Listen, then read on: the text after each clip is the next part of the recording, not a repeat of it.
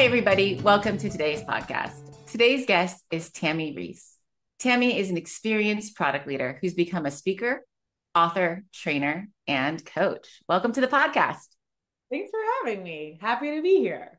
We're so glad to have you today. Can you tell us a little bit more how you became all of those things? Well, I think like many people who are our age, I stumbled into product management that someone said, "Oh, you're smart and you're good at math and you have an idea of marketing and you're creative. So, have you thought about product management?" So that's how I got into product. And over time, uh, my consulting background helped me be better at stakeholder management. And eventually I became a leader as a CEO at 33, and then as a GM of a business unit at JustWorks after that. And I have pretty much since 2014 been speaking and coaching and teaching other people within my workspace, within my communities about how to be better at something. And it started with something called Life's a Pitch, which was designed to help engineers at a company I was at learn to talk about the value of what they were providing. And I have worked with anything from that to designers and product managers who were on my team, or engineers who I was their boss at the agency, teaching them how to promote their value and the value of what they were working on with their clients, our clients. And then I had this amazing opportunity come about where Melissa Perry called me one day and said, "Hey, Tammy, I have this opportunity to be CPO in residence at Insight Partners," which, by the way, is a massive VC PE firm that I had never heard of at the time. And I said, "Oh, tell me more." And I had so much fun doing this job. And so much of the job was working one-on-one with other product leaders, badass product leaders at growth stage and scale up companies who needed a sounding board. And I loved it so much that I bought productleadercoach.com. And when that chapter was over for a variety of reasons, mainly that Insight took it all in-house, I said, you know what? This is what I want to do. I want to work one-on-one with people. And then a lot of my clients said, "Hey, can you come in and train our people on this thing? Making a vision, setting a strategy, creating roadmaps." And I said, "Sure, I have content on those things. I love talking about those things." And now that is the primary thing I do. And the other fun thing that totally is random is the author. Because your listeners may be thinking, "Oh, Tammy wrote one of those product businessy books like Escaping the Build Trap or Empowered." But in fact, what Tammy wrote is the children's book about product management because I became a mom and there wasn't a good one. Mhm. I, And yeah, sorry, I'm just going to say I've had an opportunity to see a sneak peek of this children's book, and it will delight any product manager or child of product manager. I know. I mean, well, if you ask my daughter, what I do for work is I have meetings, I go Yes. on calls. And so I want her to know a little bit more. She does know a little bit more because of the book, but that's still what I do. I'm on meetings and calls. That's what mommy does. And so she should know why I'm on meetings and calls. What is exactly is it that I'm talking to other people about? And so the book is called "What Do Product Managers Do? A Primer for Aspiring PMs of All Ages and Parents Who Aren't Sure It's a Real Job," which I know is a problem for all of us because my dad, 20 years later, still tells me I'm a project manager and refers me to other people who are looking for marketing help. Yeah. Yeah. That's hilarious. That's the best title. It is a real job, right? It is a Originally, it was parents who aren't sure what their children do for rent money, Mhm. but that was a little too edgy. Yeah. Well, so what a great intro. And, I think what might, have surprised people and said, oh, then Melissa Perry reached out, right? So there's a story behind that. You had this amazing career, you had done all these things. And I recall you had sent an email to somebody that surfaced and like enabled this opportunity. Maybe you can share that story because I feel Yeah. especially now in this market when people are building their networks and thinking through opportunities. That was a real gem. Yeah, what I would start by saying is that this is a story that didn't happen overnight. Mhm. There's nothing about this story that said, oh, Tammy did this thing and then the next day this other thing happened. It's quite the opposite. I met someone at a meetup when I first moved to New York in 2013, and he said, wow, you know things about B2B product management. I'd like to talk to you. And so he and I had a conversation and we developed a relationship and we would check in over the course of a few years. And then he said, hey, Tammy, I have this agency I just bought and we're looking for a CEO. Would you be the CEO of that company? And originally I was like, what are you talking about? I'm a product consultant over here. And he said, yeah, but I think you can do it. And so I became CEO of a $3 million agency at Mm, 30. And I mm, learned a lot. And one of the things I did while I was there was I convinced that gentleman to sell the company. I mm, said, this is not the market for a company of this size. Here's a company that if we combine, it'll be better. Sell it to that dude. And they did. mm. And then I was jobless. And I had lunch with somebody who I had as a colleague. We had overlapping relationships because I had worked at Pivotal Labs and then run this agency called Cyrus. And he had worked at Thoughtbot. And it was a local agency also. And we were sometimes collaborating with clients and sometimes competing for clients, but it was always friendly. And so we had lunch one day and he said, what do you want to do next, Tammy? And I said, I want to work within a VC as what is now called a product operating partner, but back then I called an internal product consultant to work with the portfolio companies and teach them how to do product better. Because if the VCs are giving them millions and millions of dollars and the product whole part of the team isn't working well, they're just throwing out their money. So what if I could work within a VC and help them? And this was 2015, and that job did not exist. There was maybe one VC out there that was doing this. Mm. And 2 years later, 2 full years later, almost to the day, I get this message from Melissa. And later I learned that she had had a conversation with the same individual, a guy by the name of Trace Wax, and wanted to offer him the job because she thought he, based on his consulting background, would be an excellent candidate for doing this. And he had just taken a job elsewhere. So he said, I'm sorry, I'm actually off the market. But do you know who would be great at this? Tammy. Let me forward you an email she sent me 2 years ago about this ideal job she wanted. And that's what he did. And Mm. she read it and she said, this is the exact description of the job. And then she reached out to me. And Melissa and I had crossed paths at conferences and stuff, but we never had a real conversation. So the fact that Melissa was reaching out to me was like, whoa, something happened. Yeah. And that was that Trace had given me his thumbs up, that I had built a relationship with him of trust, of confidence. He had built a relationship with her of trust and confidence. And when he said, talk to Tammy, she did it. And now Melissa and I have a relationship of trust and confidence because we work together. Okay. And when you're thinking about jobs and networking, I tell everybody I meet who's a job seeker, think back about your previous coworkers and not just within the product realm. Who did Yeah. you develop a relationship with in sales and engineering and design? That they know you were good at what you did, that you were an excellent person to partner with, and find out where they are. Find out what jobs they know about because everybody has moved. We've all moved Mhm. possibly 2 or 3 times since the last time you were in this really positive relationship together. And they will remember how much fun you had together, being Right. impactful, driving outcomes. And they would like to work with you again, chances are, in the same way you would like to work with them again. Or they'd like to introduce you to somebody else they like. So you two can work together. Yeah. And it's all about who you know at this point.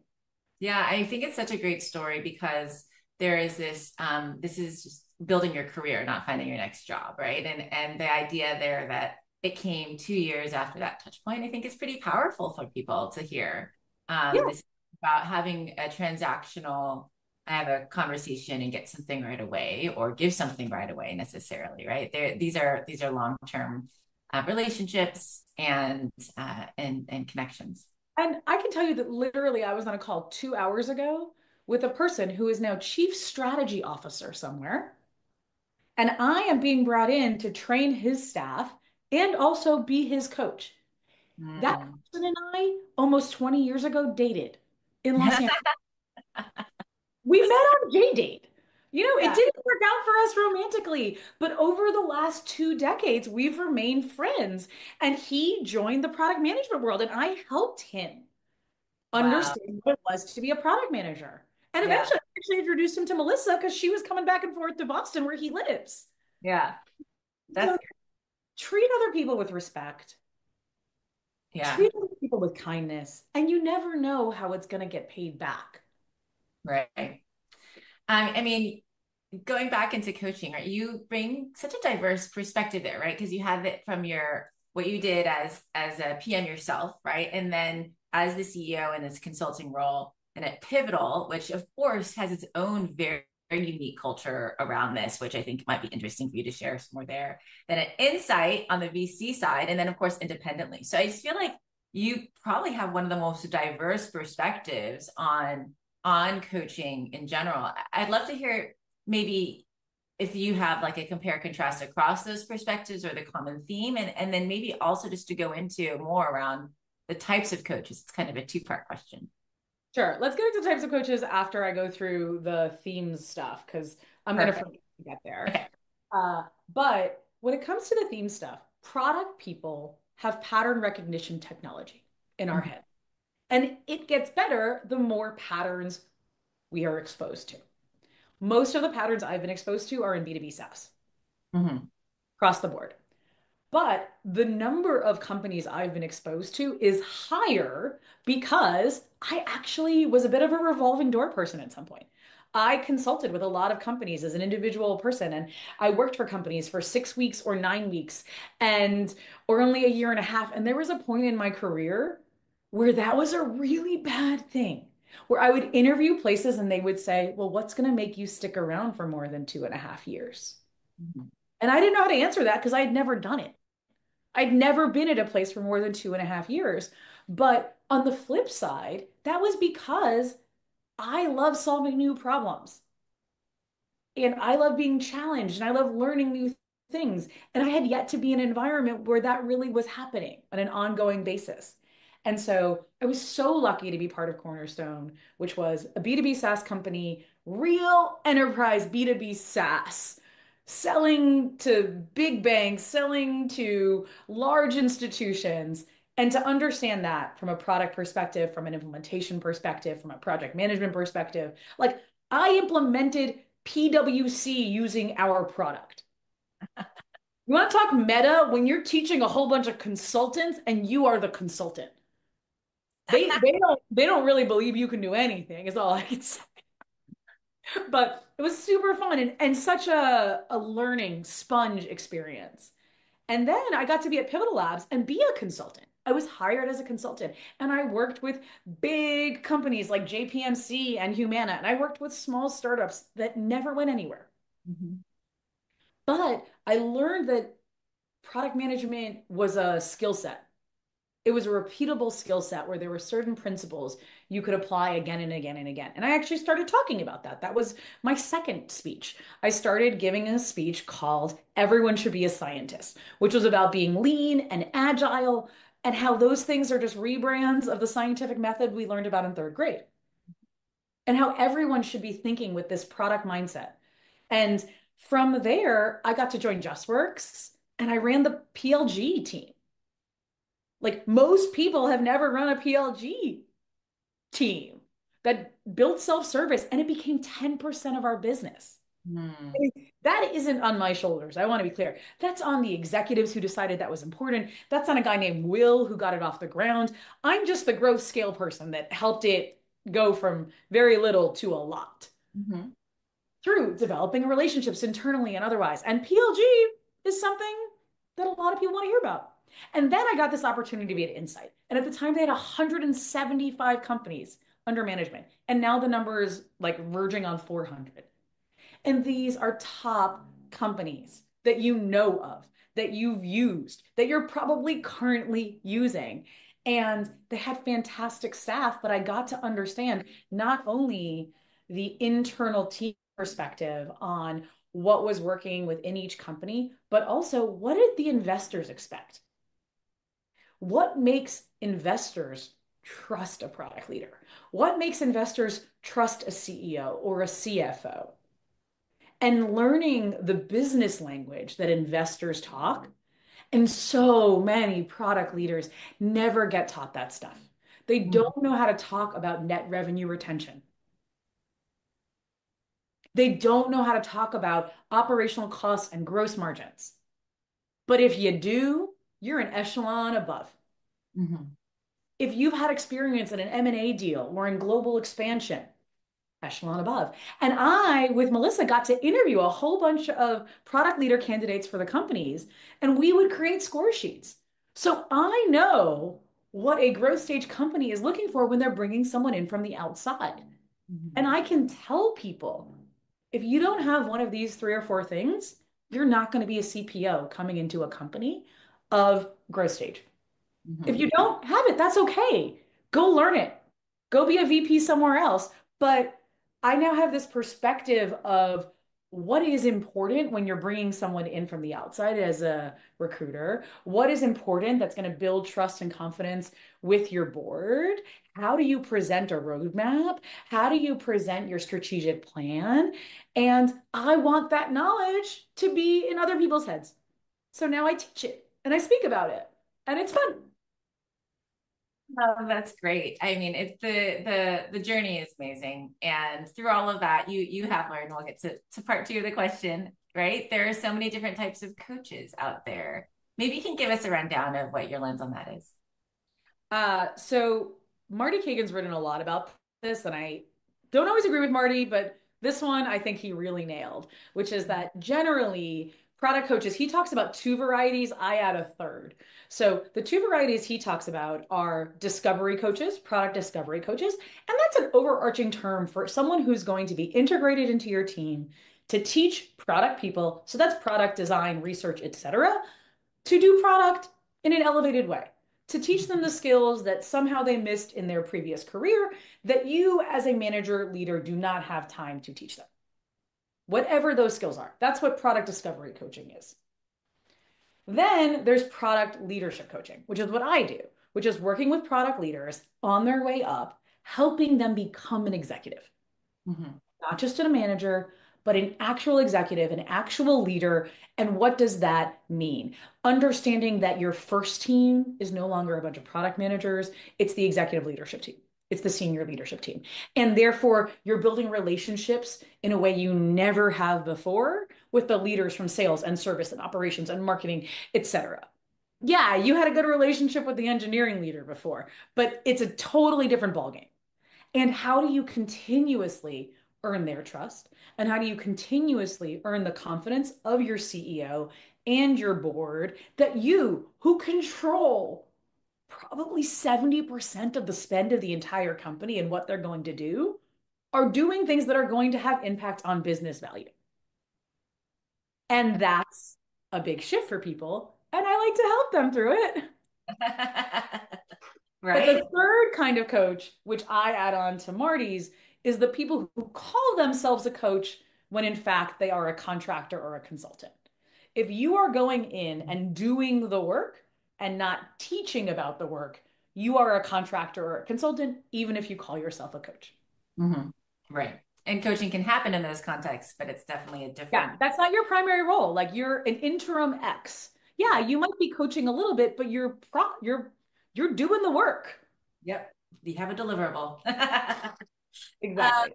and so I think what's really interesting is that when people get to that level in their career, right? Oftentimes people think they got there on their own merit with their own skill and talent that's been honed, which there's a part of that, of course. There's the luck, the network, the timing, all these things that kind of come in together. But let's presume highly skilled people as product leaders, right? And there might be a bias to say, well, I've already got the skills. Like, why do I really need a coach, right? And what does that mean? And how might you respond to somebody that has that perspective? So I would say that generally the skills that got you here aren't going to keep you here, Hmm. right? If someone made a bet that you're going to be good at this, you got to prove them right. And the way you prove them right is by doing certain actions in a way that they need you to, that Hmm. you're going to deliver on that promise and that you're going to deliver on their desires.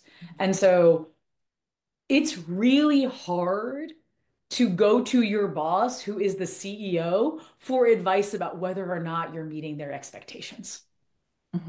But a coach can help you understand what the CEO wants. They can help you understand how you can present your stuff to the CEO in a way that will build trust and confidence. Because what a coach does is the same thing a coach in the athletic sense does. We take a step back. We're not on the field. We're not the player. But we see the whole field and we see all of the players. And we can say to you, if you're a soccer person, plant your foot better before you kick that ball. Or you missed that there was an opportunity for an assist because so and so was open further downfield. Because when we're kicking and running with the ball, it's hard for us to see beyond our very immediate sphere. Hmm. And that's what a coach can do. But unlike that contractor we talked about, they're not going to do it for you. They're going to give you advice about how you can do it and hopefully help you internalize that advice as a new mindset so that you don't only approach the individual situation that way, but you got your own pattern recognition and you start approaching multiple situations in that way because you learn it as a principle for, okay, if I'm trying to get people to do buy-in for an idea, I'm always going to talk about the future first. Right. I'm always going to pitch the future.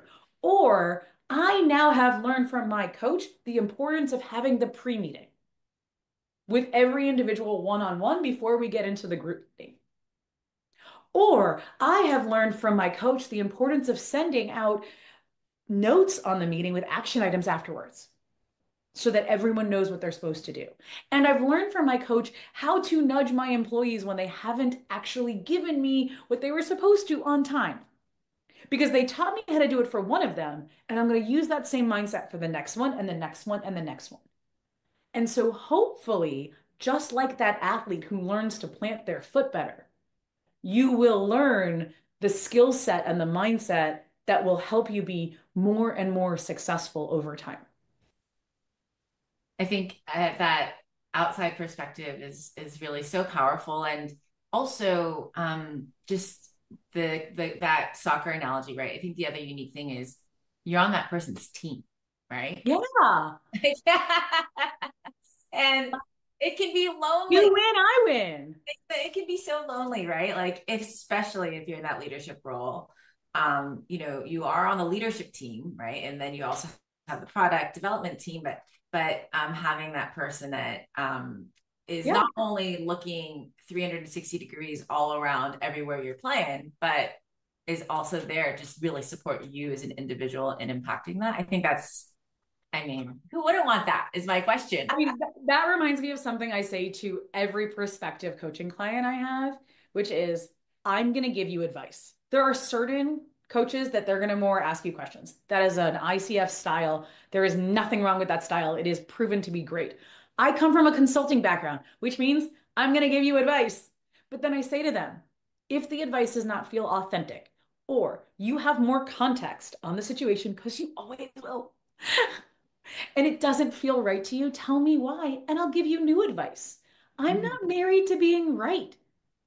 I'm married to you being successful. Right. Mhm. That's like the coach is only successful if the players on the field are successful. Yeah. Yeah. And so it's an unbiased, unvarnished vantage point to be a sounding board to help you navigate the world in a more successful way or to just give you confidence. My clients send me emails, send me their personal reviews, send me documents and decks. And sometimes I'm like, this is great, go for it. Or here's the small thing I would change. And that builds them up to know they're on the right path. Mhm. And Yeah. sometimes I stop my clients from doing stupid things. Like the coaching. who once emailed me and said, "Hey, Tammy, you have a template for everything. Tammy, do you have a template for how I can tell the board tomorrow that we should change our North Star metric?"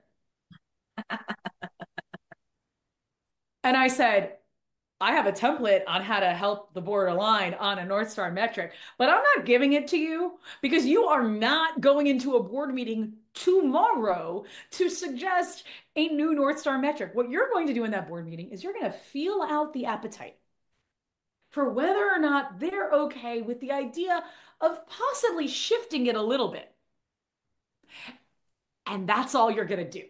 Because in a board meeting, you don't bring up something brand new like a North Star metric, which is so crucial and so central to the way you're making decisions without having a lot of support beforehand." Yeah. This reminds me, I think we've had this conversation before too, but oftentimes product people are figuring out how to connect all these disparate dots, right? And they're moving fast and forward, and there's this need to, of course, as you learn, not having the role power in terms of direct reporting lines, but needing to influence to bring people all along with you, right? And that's a continual muscle that everybody needs to build and to make room and space for Yes. the change And we don't. and the mindset there. And we're like, but don't you just see the deductive logic on the whiteboard here, here, here, here, here, boom, right? So For we're my going to give the podcast crew some power moves. I was just teaching a group of product leaders about this yesterday. It's why I was in LA and we got to meet in person. Questions. You were a consultant, I was a consultant. We ask a ton of questions, and not just the question of what does success look like. We ask tons and tons of questions. And as product people, we do the same thing for our users. We know how to do user research by asking open-ended questions. Start using that skill with your coworkers, with your internal partners, and ask them questions. And don't come to them with a, "I have this great idea" statement. Say, "What do you think of this idea? Mm-hmm. Mm-hmm. Yeah. How would this idea work on your team? What would the downstream impacts be?" Because when you ask a question, the person has to have their wheels start turning, and then it becomes their idea because it's in their brain. When you bring them an idea, they just like they shake, right? They feel like a wall has just like shown up because they didn't ask for that idea. And you Right. didn't ask permission to put an idea in their head. But when you ask a question, all of a sudden, you might find common ground. And by doing that, you get more buy-in to your idea. And you understand what part of the thing on the whiteboard that makes such clear sense to you is in disagreement with whatever they are thinking. Because they may have an additional perspective that's helpful for you and how you're going to sell it throughout the entire org. Mm-hmm. Or something you need to clarify for people because there might be a foundational belief that you have that actually isn't shared. And so you need to unearth that and then disseminate that before you can get people in agreement for your great big idea, which is probably right. But unless you get that buy-in, you're not going to go anywhere. And we don't invest enough time teaching people about influence in this way. We Right. teach people to write user stories. We teach people to create a roadmap. We teach people to write a PRD. We don't spend enough time teaching them how to influence cross-functionally, how to get what they want from the sales leader. You have to pitch your salespeople that you deserve to be on a customer phone call. There are so many product people who cannot get in touch with customers because account management and sales is blocking them. Got to figure out how to pitch them so it's something they're excited about bringing you in. And you have to think about how are you going to build that trust with those individuals that you're not going to kill the deal. Mm-hmm. And until you start thinking about your salesperson and your customer service person and your account manager as a user that you need to build empathy for, you're just going to keep hitting walls. But if you look closely at the leaders of product, at the leaders of engineering, they are people that have built bridges. They are people who have learned to have empathy for all of the different teams, have learned to navigate through what we call internal politics in a negative way, but really is just helping find the people who agree with you and helping amplify and activate their voices in support of your ideas. Because it turns out you're probably all headed in the same direction, but you might not realize it. And I want more of us to teach our teams about these leadership skills, about activating supporters, about navigating internal politics, about learning to have executive presence. It's all part of leadership. It's all part of influence without authority because it turns out authority is a myth. Authority is an illusion. No one who has a C-suite title is really in a dictatorial way just telling people to do things and getting a lot of trust and respect. They're leveraging all of the things we leverage for influence. They just happen to also have authority. But all of us have free will. So they still have to convince their team to do things. They don't just say, go do this. It doesn't work that way. And don't think that once you become a certain level, it's all of a sudden going to work that way. Because it doesn't. We all are cross-functionally integrated and synergistic and blah, blah, blah business terms. We work together to get shit done.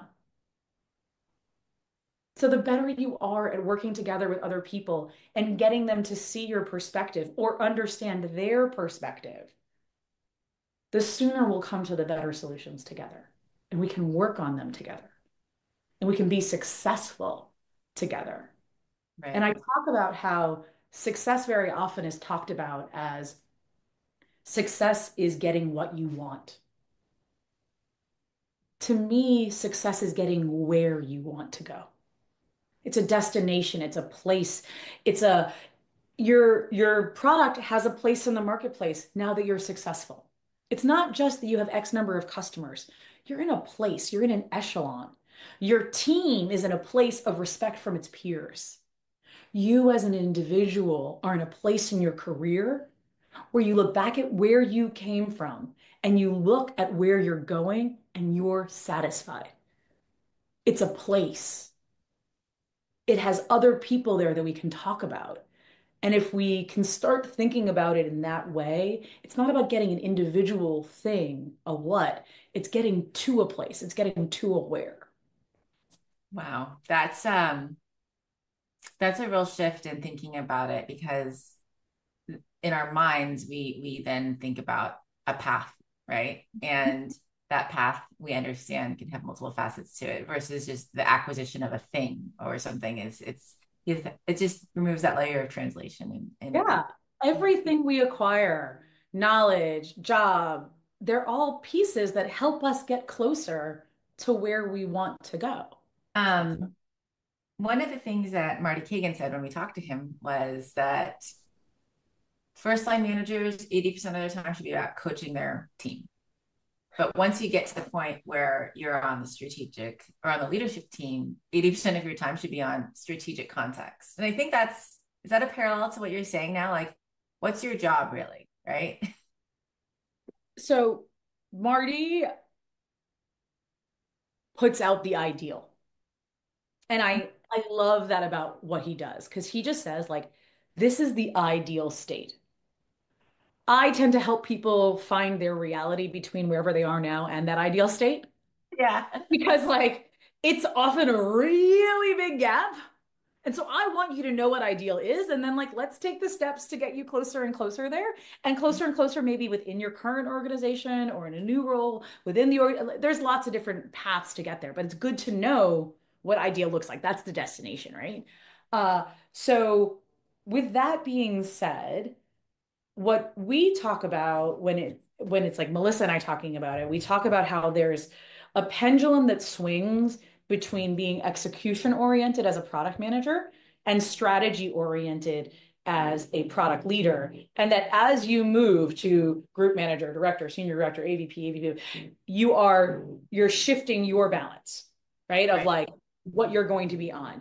And so over time, you have to take more and more of your responsibilities that are related to execution off of your plate so that you can have more and more space to be thinking about strategic things. And not only thinking, but getting buy-in on those strategic things. Because simply writing a strategic plan that goes nowhere isn't very helpful. It's about crafting and sharing and deploying that strategic intent. And so along the way to being more and more strategic and making room for that, you have to get more and more of your execution related tasks off of your plate. But Mhm. even if you're in this highly strategic role, you're still coaching people. There's just less of them to be coaching. You're coaching your VPs and how to be strong VPs of product who are balancing their level of strategy and execution. And you're supposed to be coaching them good enough that they can coach their directors and they can Mhm. coach the senior managers and they can coach the group PMs and they can coach the individual ICs because coaching it trickles through. It's Mhm. the real trickle down economics, right? Because that's what needs to happen. And unfortunately, we don't do a good enough job at the middle people and teaching them these leadership skills so they can help the people who report into them do better. And so that the people above them can have more time for strategy. They're still stuck in the execution because the middle layer doesn't know how to influence and build bridges. I'm all about the middle out right now. Well, that being said, let's go back to the top for a second. Okay. You said, you shared some great examples around product leaders needing to learn how to speak more financial language versus product performance language. There's a major difference between those, and have to be able to speak that with the board. And then this idea of the pre-meeting, which again I think percolated through a lot of the alignment ideation that you had on this podcast. Yeah. And then also that example of I'm going to change the North Star metric tomorrow with this group of leaders and such. So, I mean, what are some, maybe share more about what happened with that story or, just any more advice for people that are really trying to figure out that board level Yeah.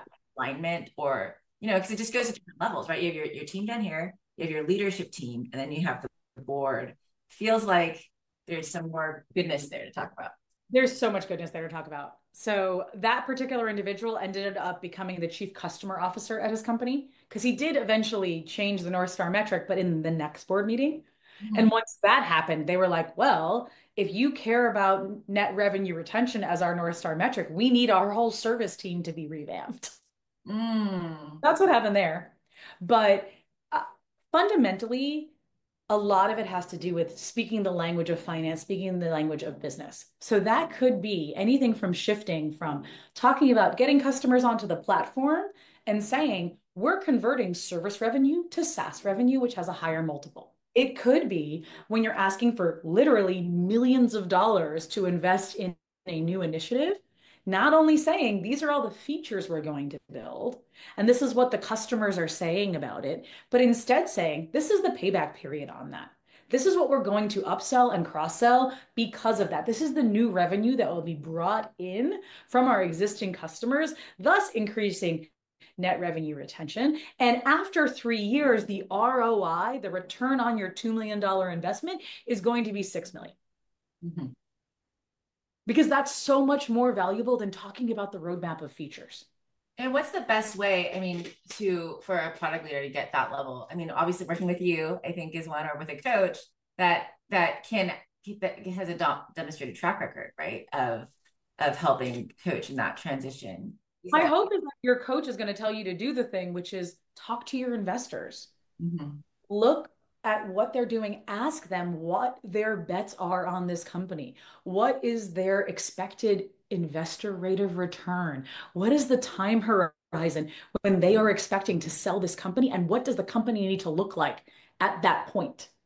And just even asking those questions will give you so much information and build an immense amount of trust because the investor now sees, oh, you want me to be successful. You care about where I want to go, not just where your customers want to go or where you as an individual want to go. You see me as somebody who has needs that you need to deliver on, right? Like I have an IRR target. I have a horizon for what we're planning on doing with this company, whether that's going public or being sold, et cetera. And you want to understand that so that the decisions you're making on the field are in line with that. Right. That's a great, just start there Yeah. and have the same conversation with your CEO and then have your same conversation with the CRO to understand their go-to-market plan. And then have the same conversation with your CTO and understand the technical plan and their goals. And the more you can build that empathy, the more you will know how to position what you're trying to move forward with as something that's in line with things they want as well. Right. That's that's what I would say. That's any coach who's worth their salt would be telling you to do that. I'm picturing all these people on a soccer field. Multi-pass play, and we're all like working towards the same goal, right? Versus over here. This is a team sport. Yes. This is a team sport. Question. Bring it on. Yeah, the last question really would be I'd love to hear more about funding for coaching, right? So how does that look in your experience for product people to tell an ROI story or to get the allocation of funds for You mentioned allocation of funds, which means it's awesome if your company is going to pay for this, even if Mhm. they're only going to pay for part of it. And so, what I would say is for most people earlier in their career, you're going to probably join some sort of group coaching program, whether that's Supra or Sidebar, or there's a woman named Lynn Levy who runs some programs. Women in Product has fantastic programs, which I've been a coach of. It's a group coaching experience. And by being a group, you're pulling together your money to get someone quality to teach you these things. And you're also building your network. And Mhm. isn't that a great thing to do? So most people within product, just because we're, a pyramid, are going to do a group coaching thing. And you should see it as professional development. So if you have a PD budget towards going towards a conference or taking a class, you should be able to position this to your boss as this is the way I want to use my professional development budget. This is the thing I think will be most helpful in me developing the skills I need to succeed. If you are in the higher ranks, you can negotiate for it. You can say, I want $30,000 for coaching this year, for executive coaching, because practically every CEO has an executive coach. And so, like, they should accept that you would want one too. And you should pitch it as I'm going to turn to this person for a first level of advice so that I don't have to turn to you for everything. Not that you really want to say it exactly like that, but like this is one more tool in my tool belt, an outside perspective that's going to help us be more successful. I think that's an interesting idea though, just being more efficient too, right? Yeah. There's When I worked with one of the VPs of product, CPOs within Insight, he was trying to pitch the board on something. And I said to him, well, what other strategies did you look towards? And he said, what do you mean?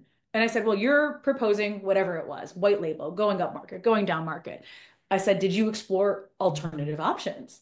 And he said, no, explore alternative options. And we ended up exploring alternative options together, which became the 16 strategies for growth, which we wrote about. And now that's a list that any product leader can open and say, okay, I think we should go up market. What are the other options? Oh, I could be best in breed. Oh, I could be best in breed. Oh, I could be best in suite. Oh, I could go down market. Oh, I could open a self-service channel. Oh, I could partner. Oh, I could sunset a product. There are always more options than the first one. And so simply being able to say to the board, hey, I explored these other options. This is the best option for us. Built more trust and confidence that you weren't just taking the first idea, you chose the best idea. I'm gonna take what you just said and connect it into our, web of thoughts, right? It was basically like an opportunity solution tree, right? So you Yeah, have an outcome you're driving after, and then here are 16 solutions. Let's yeah. debate the assumptions and pros and cons and merits of each of those. But And, here's the deal.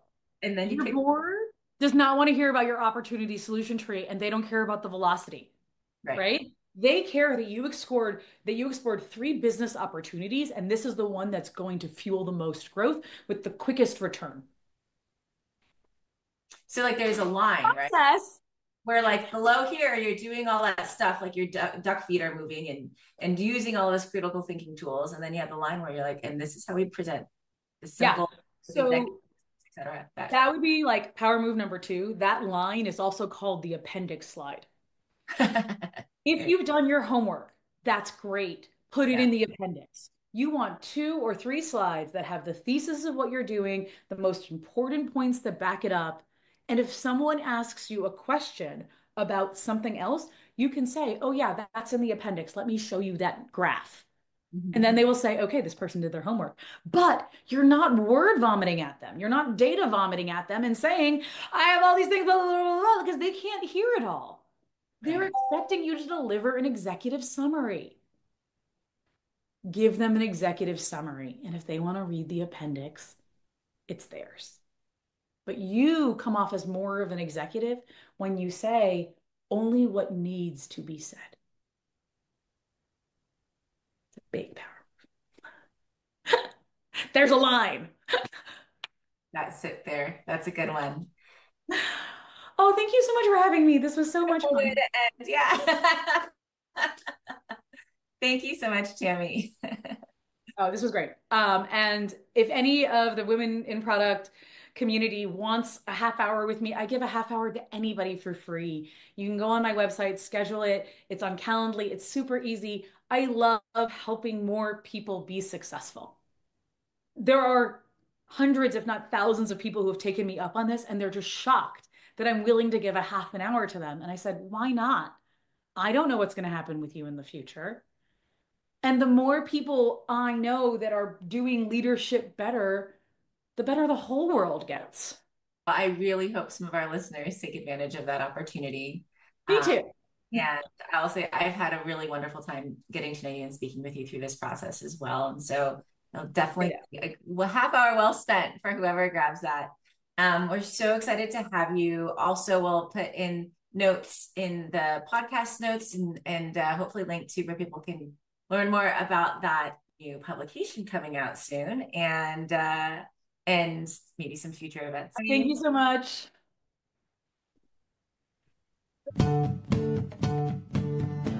This podcast is an original production of Women in Product. Follow us on Apple Podcasts, Spotify, or the Women in Product YouTube channel. Leave us a review so that others can discover us, or share this episode with someone you know. Original music provided by Jimmy Hahn. Thanks for joining.